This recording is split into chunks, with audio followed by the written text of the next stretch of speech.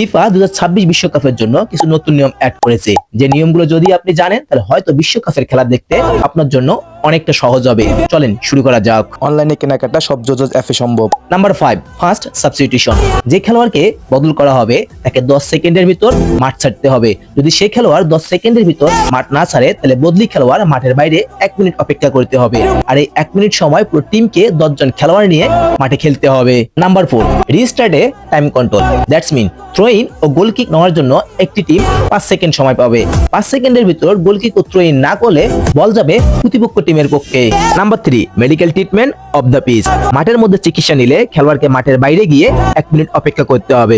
তবে ফাউল যদি কাট পাওয়ার মতো হয় তবে এ নিয়ম প্রযোজ্য না।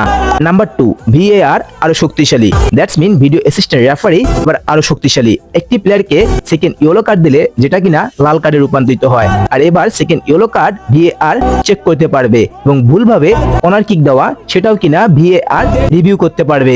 নাম্বার 1, মোস্ট ইম্পর্টেন্ট, যেটা আপনি আমি সবাই জানি, শুধুমাত্র দলের ক্যাপ্টেন রেফারির সাথে কথা বলতে পারবে।